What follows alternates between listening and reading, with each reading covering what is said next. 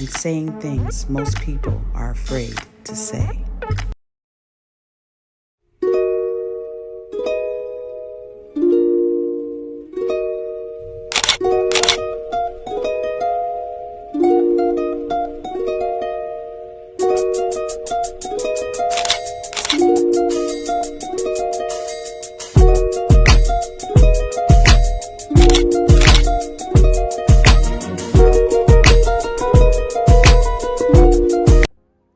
Welcome back to Artistry Unplugged, the space where creativity takes off its mask and the real story steps forward. Today, you're in for something special. We're sitting down with a woman who embodies both elegance and honesty.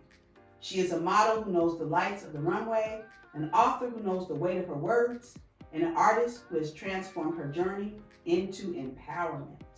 Her name is Latasha Watts. Latasha isn't just creating beautiful images. She's creating space for authenticity, confidence, and truth. Her story is one of resilience, reinvention, and discovering beauty far beyond the camera lens. So, if you've ever struggled with self-image, if you've ever battled doubt, or if you're on your own journey of becoming who you are meant to be, this episode is for you. Take a breath, open your mind, and get ready. Because today, Latasha Watts is about to share the chapter she's never read out loud before. This is Artistry Unplugged. Welcome, Latasha. We're certainly happy to have you here today. I know you have a busy schedule, and you squeezed us in. She squeezed us in. Latasha, let's start with this. What's one truth about the modeling world people aren't ready for? I think people are not ready to know what happens behind the scenes. So the practice that it takes for a model to actually get on that runway and walk is not like you just woke up that day and said, oh, I'm going to be a model today and I'm going to walk the runway. It takes practice. It takes commitment. It's a lot of rehearsals because a designer may say, hey, I want a model that walks just like this. And if you don't walk like that, either you're going to learn how to walk like that or you're cut and then somebody else is chosen. So it's practice to perfect that skill, and you got to figure out who's dedicated and committed to actually working it to practice that skill to perfect it.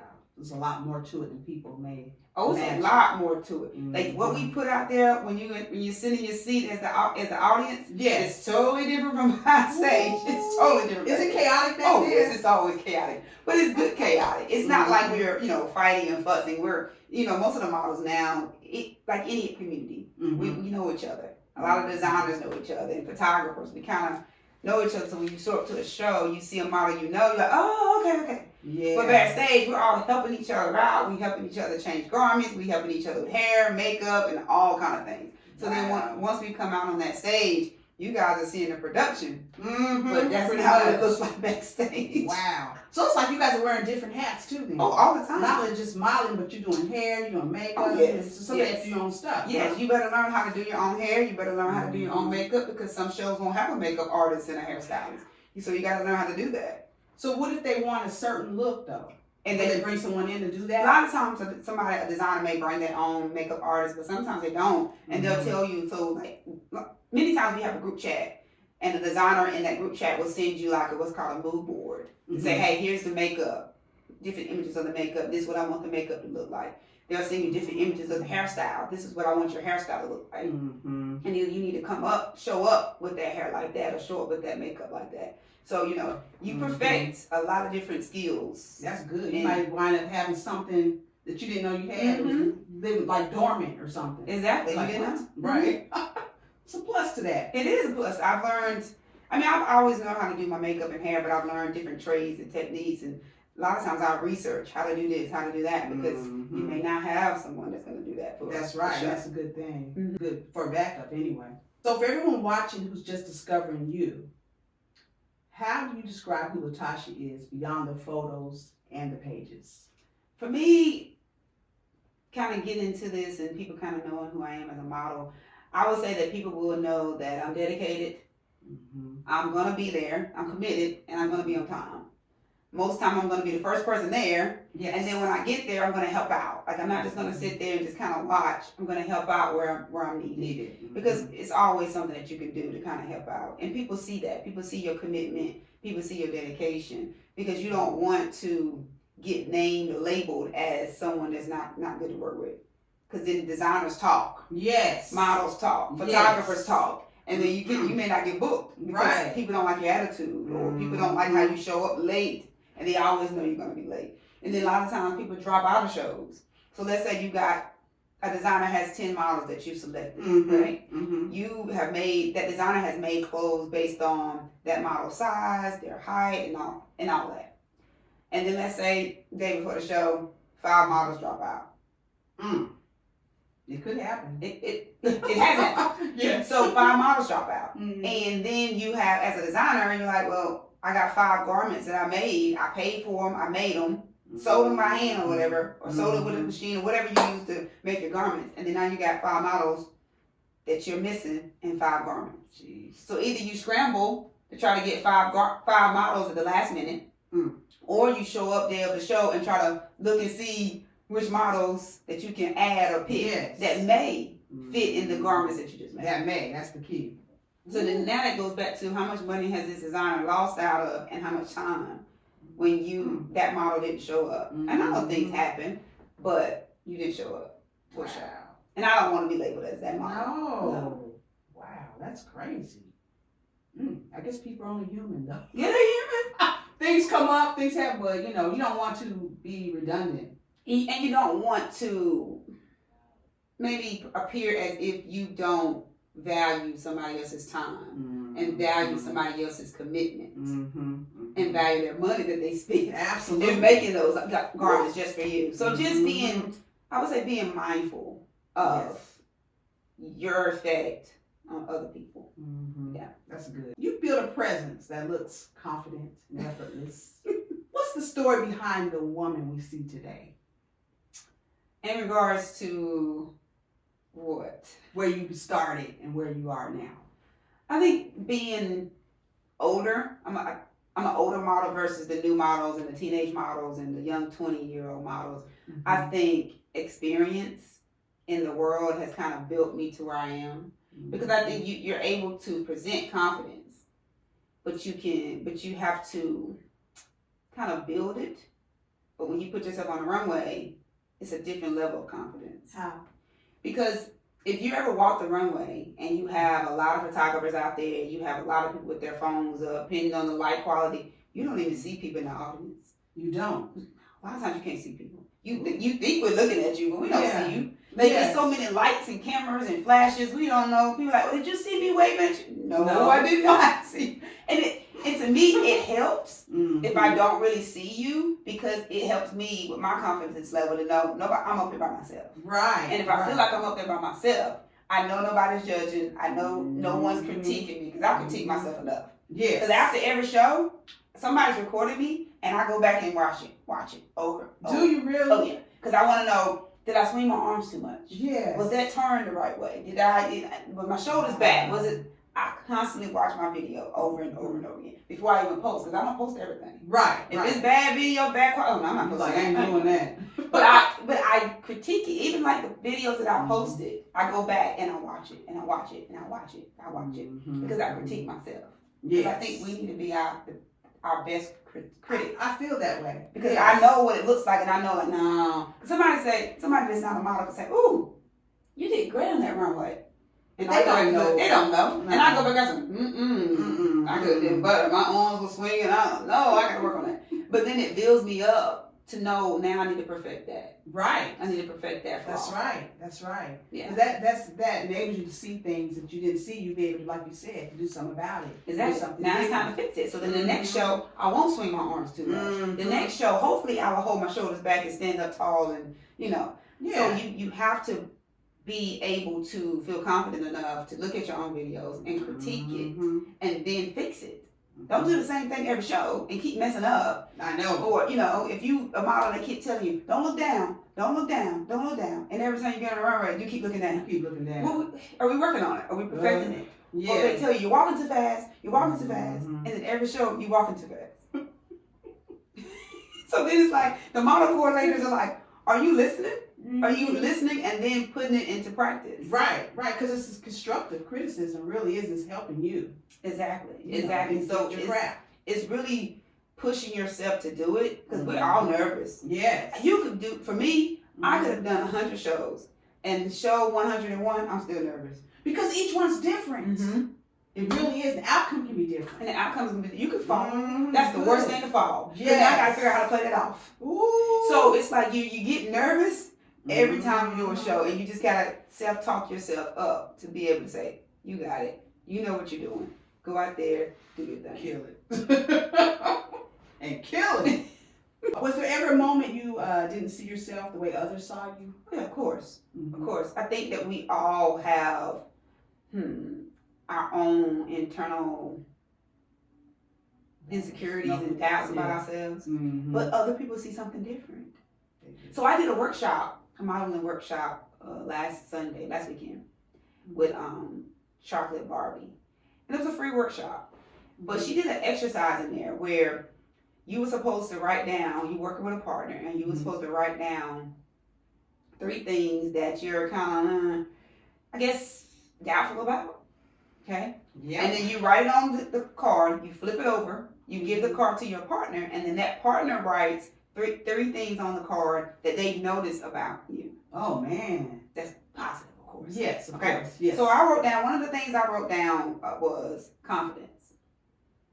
You struggle with that? Oh, yeah. Now, y'all. Yeah, I do. I don't But believe that's that. one thing I wrote down there. Mm-hmm. And when she wrote hers down, and then at the end you share, the number one thing she put on there is, I look confident. When I walked in the room, I was confident. I appeared confident. I spoke confidently. I walked in the room as if I had the room under control. I knew what I was doing. Yes. And I'm like, oh, interesting. So it's like we fight with ourselves about certain things, and other people don't even see our flaws. They don't that we have know. of ourselves. Yep. That's right. That's right. That's why they say always look inward and brings outward, right? Because even with beauty, it's the same thing, you know. And that's a lot of the younger generations need to learn that as far as girls, little girls and stuff. Because we put so much emphasis on that, but it's really the inside out. It really is. Yeah, because people don't, we're harsh on ourselves. We are very critical of ourselves, and people don't realize it. Yep. They see something, they see a swan, we see this ugly duckling. Yes. But I think I've struggled with that. I've struggled with skin complexion as far as being dark skin. You got beautiful and skin. the darkest person in my family. I struggled with that when I was younger. Because I think when I was growing up in like the 80s and the 90s, dark skin wasn't in. Okay. Like it is now. So in more than the modeling world now, the dark skin models are in. They're killing it. They are. Yeah, they are. But it wasn't like that before. You know, they wanted the lighter complexions and things like that. So I think even being in like elementary school and middle school, that was, it was the lighter complexions. And I think that's something that I've struggled with over time. And just trying to own my own complexion and my own tone and skin tone and things like that. Because you're a beauty. Thank you. you. Are. So, was there pressure to be someone you're not? Anytime? Any time in my life? During your journey, during this journey? It's always pressure. But I think once you decide that you're going to be a model, even if for me, I've always done it as a hobby. But if you decided this is something that you want to do, you have to go ahead and set the standard of what type of model I'm going to be. Are you going to be a model that does lingerie? Are you going to be a model that does 2 pieces? Are you going to be a model that models in nude? What type of model are you going to be? Because I think even now, the designers that I've worked with, they know certain things that I'm not going to wear. I'm just not going to do that. They already know. Yeah, no, I already know. I went to a show a couple weeks ago, and a designer picked me up at the show meeting and added me to his collection because models were missing. And it happens often. And so the models were, one of his helpers or whatever was picking out clothes, and they picked out this sheer see-through something. And he said, Tasha's not even going to wear that. And I didn't even have to answer. He knew that I wasn't going to wear that. He knew that wasn't. He said, oh, she's not wearing that. Yeah. And then he got me another piece. And the piece he got me was nice. It was really cute. But he knew that I wasn't going to wear it. So I didn't even have to answer. That's so good. but it goes back to that's the reputation that you have, and I'm not saying anything to models who choose to wear stuff like that, but I just think that I'm at a different point in my life, a different stage where that's not the image that I want for my brand and for myself. So I'm gonna model different things. I'm just not gonna model that. Wow. So yeah. That's good. What brands do you like? What do you like to model? I love the dresses and the gowns. I really love that. I did a shoot for Femme Fatale with Melissa Bailey, and that was the first time I wore her pieces as far as the seashells. She does like the seashells as the top piece for the swimsuit. Nice. And I was like, a little iffy, but she had about 4 or 5 pieces, and I actually wore the this seashell top. She made me 3 of them, 3 different ones, and we did photography on it as well as photos, and then we did like a video thing of it too. And at first I was like, this is not really me, and I told her, I don't really think I got the stomach for that. So wow. But anyway, I put it on, and the pictures came out great, and I'm like, okay, it wasn't that bad. See, what happens is like when you're open to stuff, you never know. You never know. You never know. So and the way she did the photography and the photos, it wasn't putting the models in a negative way with the pieces. It was more of perfection and more of like elegance. That's a good word. That's what you are, aren't you? Like more of an elegance type model. Yeah, I'm more of an elegant model. Looking at your stuff. Yeah. But I can do like different walks. Depends on what the designer wants. But I'm more of like the kind of the standard. Yes. And then I kind of like put my own little elegant spin to it. Exactly. There you go. Boom. Latasha Watts. Okay, now watch out. Take me back to the moment everything shifted for you. The moment you said, I'm not shrinking anymore. I think, let me see, maybe a year or so ago, there were some things that went on with my job, and for whatever reason, I ended up being home for like 14 weeks, paid 14 weeks, and during that time, it was kind of like, what am I supposed to be doing? Like, I was still doing some other things and different hobbies, but I was like, I think something missing, because I've always felt like something was missing. So I was trying to figure out what am I supposed to be doing to fulfill that time in those 14 weeks. So I went back and looked at all the poetry and things that I had written before, and I said, I always said I was going to put this in a book. And I ended up doing that time, creating a book, putting all the poetry in there. I went online and I just happened to see this post that for Dillard's, they was looking for models for their back to school thing. I said, I used to do that. Let me submit it. Submitted it. They chose me. I said, oh wow. Then I got nervous and didn't want to do it. What? Because that happens. Why does that always happen? Because I had done it in a while. I had model since college. Oh, and I was like, I'm not doing that. And then something said, just do it. Just go do it. And I literally forced myself to do it. I forced myself to go, forced myself to pick out the clothes. Because with Dillard's, you pick your own clothes out. Oh, that's cool. Oh, yeah. So you pick your clothes out based on the theme. So if it's like back to school, you pick out your own outfit, and that's what you wear. Okay. So I got my mom, my sister, and all of them to come and watch me, and I was nervous. You was nervous? Oh, yeah. I hadn't done it in years. Yeah. With no practice. Dealers don't do practices. You don't have rehearsals. You just show up.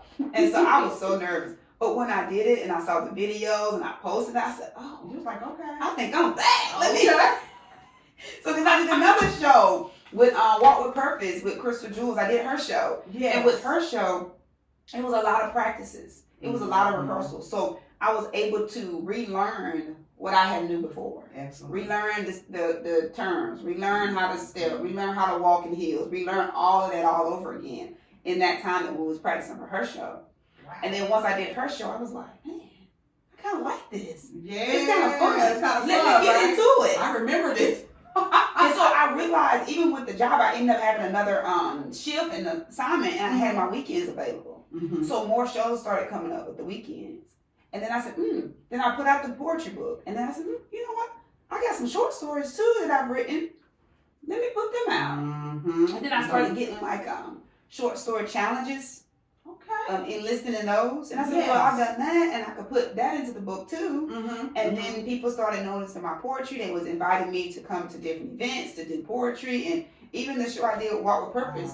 The first one, I read a piece for domestic violence that I wrote like before the show, and I realized I was able to write poems faster with a faster turnaround. And I'm like, oh, I can write it topic related. Okay. So it gave me an opportunity. I think me being out of work for that time period, I don't know if it was supposed to happen or if it was destined to happen, but I think it pushed me to get out of my comfort zone, to do what I was supposed to do anyway. Because I've been said I was going to put these books out. Just never did. And that was a perfect opportunity. Perfect opportunity. The timing was right. Yeah. Let's talk about your books. Okay. Let's talk about the first one you did. The first one I did here is this is Me, the Image You Don't See, the poem book. So this book right here has a lot of different poems in it. So when I was younger, maybe elementary, middle school, high school, life was life as a child, and you didn't have control of a lot of things that happened, you know, with childhood traumas and family conflict and everything that was going on. You didn't have time, and you didn't have control over what was happening during that time. And I don't remember how I got introduced to poetry other than either somebody had given me a journal. Somebody had to have given me a journal at some point. And I think I started writing like my thoughts, and I started writing my emotions into that journal in regards to everything that was going on in life. And I think it just started rhyming at some point. Are you serious? I mean, it had to, because I didn't take any classes of anything when I was in elementary. Yeah, I was going to ask you that. Okay. So, did you like poetry always, though? I had to, because I remember writing. And I was just writing how I felt. I was writing either if it was anger, or if it was resentment, if it was sadness, or if it was hurt. I just started writing it. And then eventually just things started rhyming and clicking. And then in elementary and middle school, you know, you have like different classes where your teachers will say, write something for this holiday or something like that. And I just started liking it even more. And then I just continued to write. And then even in high school and in college. Now, college, I took a writing class. Okay. Yeah, in college, I took a writing class. And I just continued to write poems. So by the time I did the book, I had all the poems. It's like, I mean, I don't know how many poems in here. It's probably like 80 poems in here. But I already had them. And I still got more, because I'm working on the second poetry book. So I still have more. But I had so many that I'm like, I think people need to hear these. Yes. Yeah, I think people need to hear these. Okay, now, is your poetry... is your life experiences or just... It can be. Some of them are a lot of that. Because what I do in my book is I break it up into sections and categories. Okay. So if you open up the poetry book, you can actually go to whatever mood you're feeling that day. Okay. So let's say you're feeling grief. There's a lot of poems in there about, you go to the section of grief, and then under grief there's a lot of poems about grief. Because I've had a lot of family members that have died over the years, and at most of their funerals, they asked me to write a poem. Yes. So I would write a poem for that particular funeral of that person. So that also boosts my skills, because you get a notice of 3-4 days before a funeral. Right. So, you know, I had to write a poem in 3 days. 3 days. You know, that was specific to that person. So a lot of those poems are in here. Poems from high school are in here. Poems about relationships, because there's been some relationships with me. So I'm like, oh, yes. So, you know, I think the goal for this was to put something out there that people can read and say, hey, when I'm in doubt, when I'm feeling hopeless. Kind of inspirational too. Exactly. Yes, and then I got poems, I got a title, a section that says inspiration. Oh, so, cool. Yeah. And it's poems in that. So it just, I want people to be able to find something that they can say, hey, I'm having a whatever type of day, and find a poem that may help lift them. That's awesome. With that particular moment or whatever that's really awesome. I love that. I really love that. And then the second book, this is Shattered Memories. I wrote this one second. So this is short stories. And the reason why I wrote short stories is because you take a book, and let's say this book has 300 pages. Now, most people don't sit down in one setting and read 300 pages. Most people don't have the time. So when I thought of short stories, I was like, what can I do to make something quick that people will want to read and can finish it, maybe in one setting? So some of these short stories are in here, maybe 5 pages, 10 pages. That's not bad. 12 pages. Not bad, right? Yeah. So I took maybe about, I think it's 4 different women, right? and it follows them through life, career, relationships, Wow, love it. hardships, Yes. and they have made some not good decisions. But it continues to follow them, and then the characters kind of mesh in with each other. So, and then the short story ends, but it leaves the reader on a cliffhanger to make the reader come up with their own ending. Yes. Get out. Yes. Was that purposely done like that? Yeah. Okay. Purposely Look at done. you. Mysterious too, y'all. No. Because a book should not guide you. No. Right? Yeah. So I want people to be able to say, okay, here's a story. It ended, but it's still a question mark. Wow. Now, what can you do as a reader to finish that story? What would be your decision with that story? Wow, that's good. It makes you think too. It does, and I love that it makes you think. And there's a lot of moments in there where the females that are in that story, they do a lot of self-reflection. Yes. And the self-reflection is out loud. So you're basically reading their thoughts before, in the middle of whatever they're doing, or after they've done something, or after they made a not so good decision. You kind of the book kind of outlines and verbalizes what they're thinking. That's awesome. Yeah. You came up there all by yourself. Yeah. Wow. I love it. I want to take some of those short stories and put it into like a mini. I was thinking that. Yeah, that's like my goal. Movie thing or something. Yeah, because, that's my goal. Yeah, that'd be so cool. Yeah, that's my goal to do that. Ooh, it's gonna happen. You gotta say those things as though they already are. Exactly, and put it into existence. That's exactly right. Okay, so did writing heal something Molly never could? I think writing gets things out because I am a mental health therapist too. Yes. So I always tell people, my clients, journal, write things out. If you're going through something, write it out. To me, I tell them to close it up. Don't read it after you wrote it, and then share it with me in your therapy session. Because if you write it out, that's an outlet to get it out. Yes. Because either you're going to get it out through anger, you're going to get it out through sadness, or you're going to get it out through some unhealthy recreational activity. You're going to get it. It's coming out. It's coming out. It's going to either force itself out, or you have to find a way to control it and bring it out. So writing helps to get it out on paper. It's not healed, but it's at least out as one outlet. And then I tell my clients, do not read it without me. Because if you read it, all you're going to do is relive it. And now you're having to deal with all those emotions that come from it by yourself. Oh, wow. And if you deal with it in the therapy session, that's a controlled environment, and I can help you process through it. Wow, I wouldn't have thought of it that way.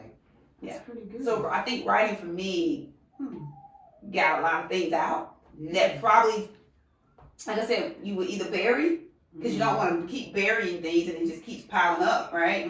So you have to find a way to get it out, and writing is that way for me. A lot of people have different ways to get things out, and that's yours. That's mine. You don't want to get it out with that unhealthy way, where addictive type of behaviors that you're doing, and the unhealthy addictive behaviors, and then with a whole different other category. Because that might be some worms, and that might be some of the things that's going on in the short stories too with those women. Yeah, they're dealing with a lot and have gone through a lot, and they have not found that healthy way to release whatever that trauma or abuse that they've experienced, and they're acting out in regards to those negative behaviors or negative coping skills too. That's deep. That's deep stuff. Deep stuff. So, okay, let's go ahead and lighten the mood up a little bit. Okay. The most unglamorous thing about being a model. Unglamorous. Are we lighting it up though? Unglamorous. Unglamorous. Inquire mindful to know. No, look. Unglamorous. What can I think of unglamorous?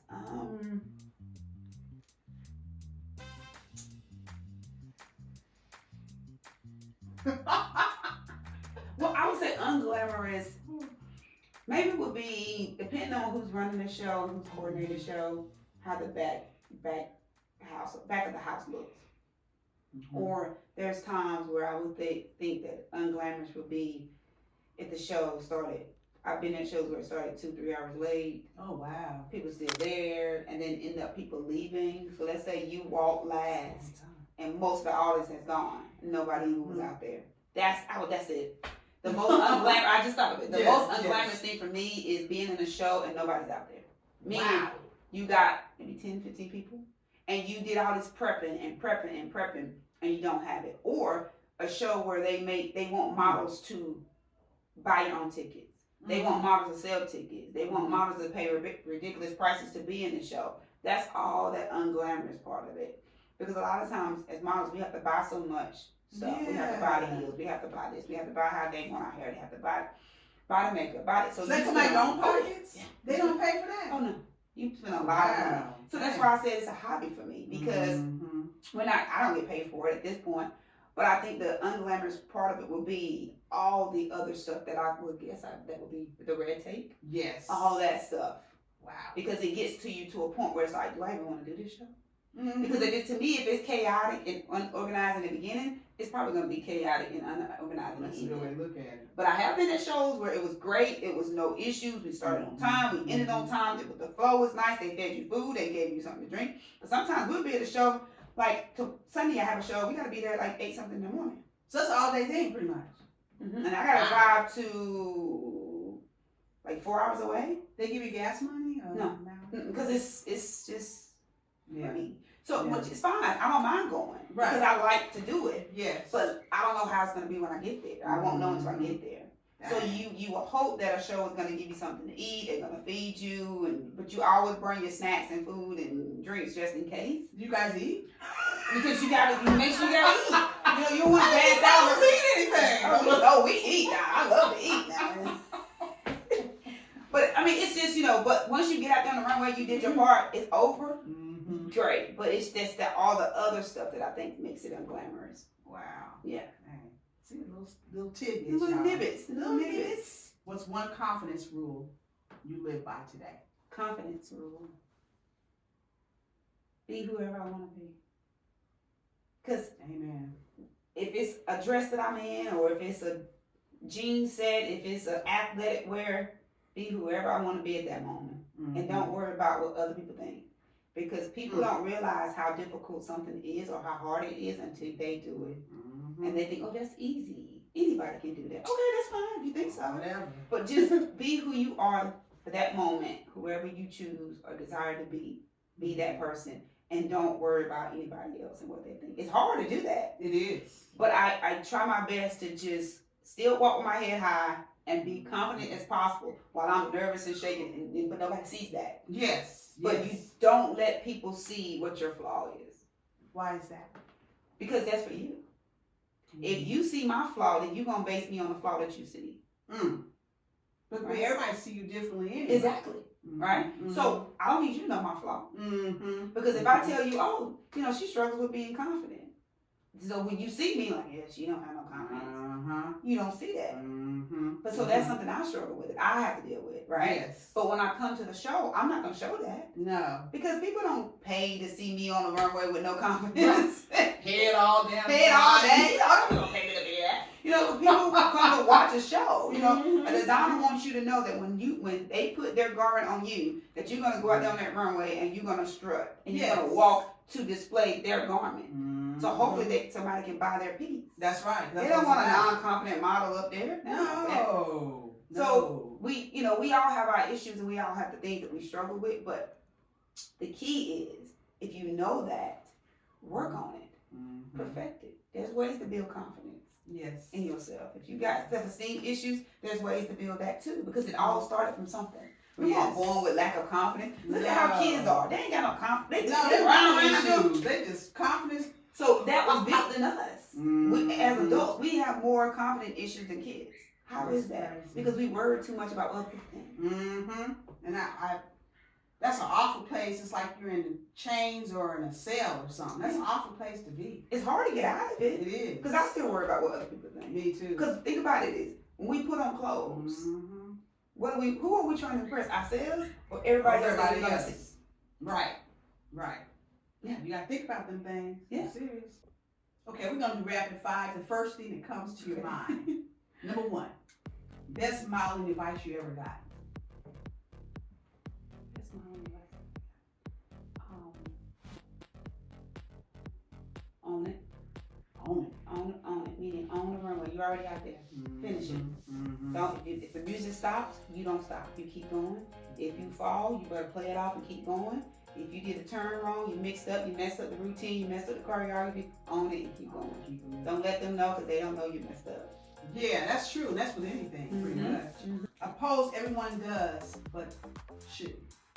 A what? A pose that everyone does, but shouldn't do it. But oh! Oh! That dropping it like it's hot pose. Oh my. And they forbid it all the time that you're not supposed to be dropping it like on the runway. And they do it. And they do it. Oh yes, they do it. Get out. They do it. And every time somebody do it, the models be like, because a lot of times the photographer's not ready for a low shot. The photographer got you right here. Yeah. And then when you drop it, it's like, oh, did he get you? You're so. And then it's like, it depends on what you got on. That designer might not want you out there dropping it on the runway. That's true too. Because you can tear something up anything. Yeah, and high fashion models, they're not doing that. They're not doing that in New York Fashion Week. So it depends on the show again. But that's one pose that people do all dropping like it's hot. Dropping like it's hot. A fear you outgrew. Ooh, fear the dark. Yeah, when I was a kid, I was so scared of the dark. Me too. I would have to, when we had clothes hangers, I would have to take the clothes out and I would have to get them in. But sometimes it'd be dark. I'll go get them in and I would run. But now I have to sleep in darkness. Yeah, that's crazy. I think my mom broke me up from that. She kept me in the dark all the time. So now I don't have light. I don't have no TV on. I don't even like the light from the Wi-Fi because it's blue. It's light in the whole room. I can sleep in darkness now. It's gotta be. It's gotta be. And last one. One word that describes your journey. One word. God. Oh. I'm just gonna say God because I asked for things and it happened, and I still can't explain it. I can't explain how, why. It just, I specifically asked for certain things to happen, and it happened. And I just don't know how that works. But I know they say this is how it works, but I have not figured it out. I cannot rationalize how it worked. Wow. That's good. That sums it up pretty much. God. That's everything. Yeah. Everything.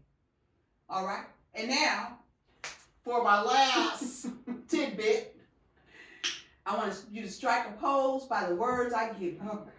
And before you do this, I am not good at poses like that, but I'm going to make it work. I'm going to make it work. Let's go. Strike a pose. Confident. Oh, God. All right. Sexy. Hey. All right. Work it, girl. Sadness. Sadness.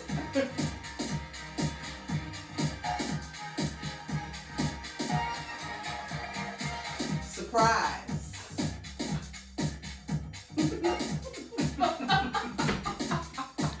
That's fun. Where can we get these books? So both of the books, Me, the Image You Don't See is the poetry book, and then the Shattered Memories is a short story. You can get both of the books on Amazon.com, and you can also get the books on, it is a independent bookseller, liberationislit.com. All right. And then you can also find me on Instagram at Latasha, that's Latasha .watts.12, or you can find me on Facebook at Latasha Watts. All right. Please go out and support her. Buy her books. Support. There you go. And I appreciate you all for having me here. But I do want to say I'm going to give you these two books for inviting me here. You can have both of them. I'm going to sign. I'm going to sign them for you. So sweet. And I'm just going to leave them here with you so you can enjoy. Thank or you. read and that. I'm going to sign both of them for you. Yes, I got to have your autograph. Thank you very much. See.